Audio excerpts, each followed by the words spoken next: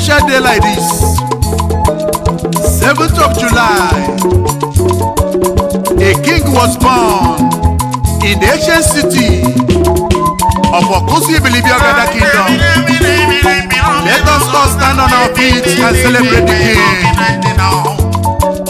Tell your mama, Arana Zomo. Tell your Mwetodike. Tell you, happy birthday. Arana Zomo. Happy birthday. We wish you so many years. Happy birthday. Long life and prosperity. Happy birthday. May your days be long on age.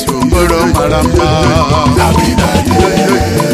May the Lord bless your new age. Happy birthday. Selio mweto bedike odokuo. Happy birthday. Allah nazumwa. Selio Allah nazumwa.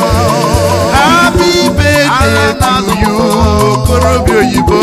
Allah nazumwa. Allah home and abroad odokuo. Happy birthday. Allah nazumwa. Happy birthday.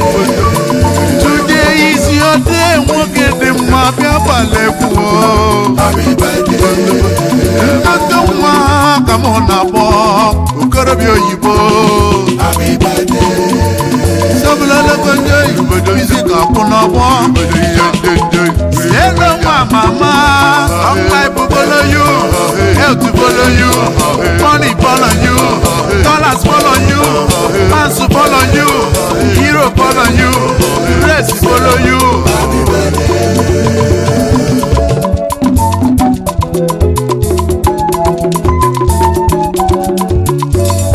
In the ancient kingdom of Okusu, afọ mụrụ ọmụmụ ọma, nne mụrụ okorobịa dị mma, si elu nwokorobịa ọma, ara na-azụ nwa,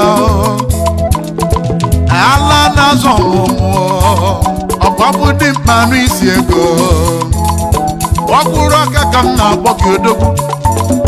Happy birthday to you. Isi kasolo mụ na ndị egwu m. Anyị si tata mara gị mma. Elu n'ala mara gị mara na zelo. Ọbọ ndụ ka m ji bịa.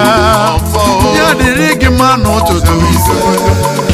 Ya dịrị gị mma n'abalị. Ọpụpụ na mbata gị nọ ga-abụ ngozi.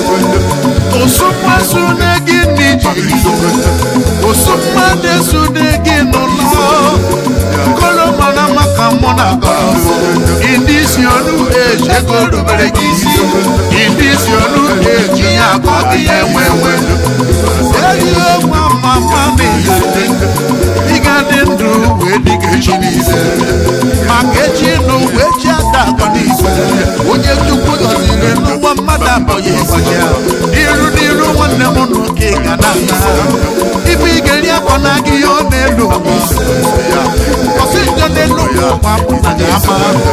Ọ bụ gị ama n'ụwa anya gị na nsọ. Onye isi gị na nwunye nwere karị nsọ.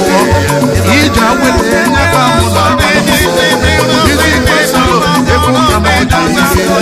Ka anyị nọrọ obere ọkụ ogologo ndụ onye ka m na-arịọ n'isi gị. Happy birthday to you. Ara na-azụ nwa. Ara woman na fọdụdụ.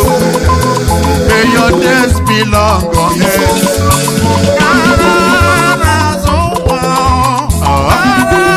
Hello mama, long life will follow you, health will follow you, money follow you, dollars follow you, fans follow you, hero follow you, rest follow you.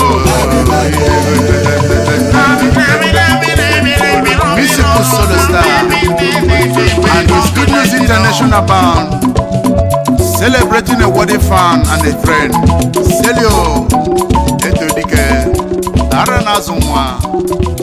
your days belong.